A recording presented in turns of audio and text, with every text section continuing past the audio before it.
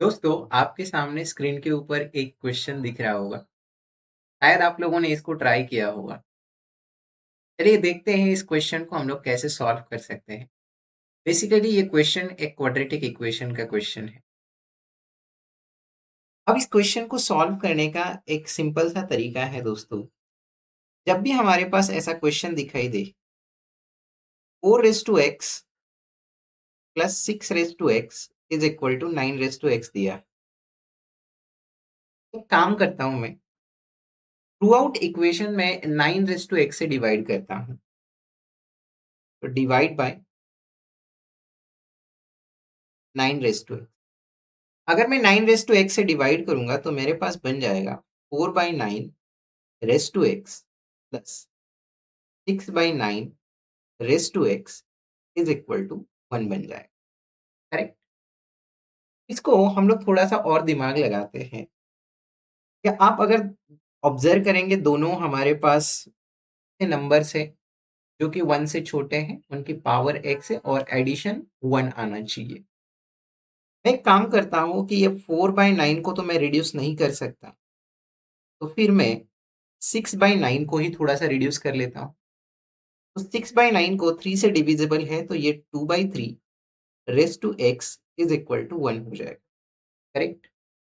अब देखिए, अब मैं इसको 2/3 का पावर 2 और रेज़ टू एक्स कर सकता हूँ, प्लस अपने पास 2/3 रेज़ टू एक्स हो गया इज इक्वल टू 1। एक काम करते हैं, इसको मैं कुछ ऐसे लिखता हूँ, 2/3 रेज़ टू एक्स इसकी power 2 plus 2/3 raise to x is equal to 1 हो गया। अब शायद आप लोगों को दिख रहा होगा कि अब मैं क्या करने वाला हूँ। अब सिंपल सी एक सब्स्टिट्यूशन में करूंगा कि let 2/3 raise to x is equal to, मैं मान लेता हूँ कि y है। तो फिर मेरे पास ये इक्वेशन बन गया y² plus y minus 1 is equal to 3। आ गया ना एक क्वाड्रेटिक इक्वेशन।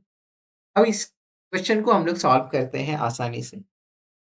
अब y will be equal to minus b plus minus under root of b square is 1 minus 4ac minus minus plus 4 upon 2a हो गया। तो अपने पास question यहाँ पर खत्म नहीं होता दोस्तों। अब y के अपने पास दो वैल्यूज आ गए, -1 plus minus under root of 5 upon 2। लेकिन एक चीज आपको ऑब्जर्व करनी है कि जब हमने y equal to 2/3 raise to x substitute किया, तो ये एक्सपोनेंशियल पार्ट है। तो यहाँ से एक बात समझ में आ गई कि y पॉजिटिव नंबर है। y अगर पॉजिटिव है तो अपन के पास ये समझ में आ गया कि y इक्वल टू हमारे पास एक ही चॉइस बच सकती है, √5 -1 अपॉन 2। करेक्ट। अब यानी कि अपने पास 2/3 raise to x is equal to √5 -1 upon 2 आ गया। अब ये एक्सपोनेंशियल फॉर्म है, यहाँ से हमें x की वैल्यू निकालनी है। तो मैं दोनों तरफ लॉग ले लेता हूँ टू द बेस 2/3। तो taking log to the base 2/3 on both sides. अगर मैं ऐसा करता हूँ, log to the base 2/3, 2/3 raise to x हो जाएगा। यहाँ पर log to the base 2/3 √5 -1 upon 2 हो जाएगा। अब आप देखिए, लॉग की प्रॉपर्टी लगाते हैं, x आगे आ जाएगा, x log 2/3 to the base 2/3 हो जाएगा इज इक्वल टू लॉग अपने पास √5 -1 अपॉन 2 हो जाएगा टू द बेस 2/3। लेकिन log a to the base a 1 होता है, तो यहाँ से LHS में अपने पास x बचेगा, वैल्यू आ जाएगी log √5 -1 upon 2 to the base 2/3।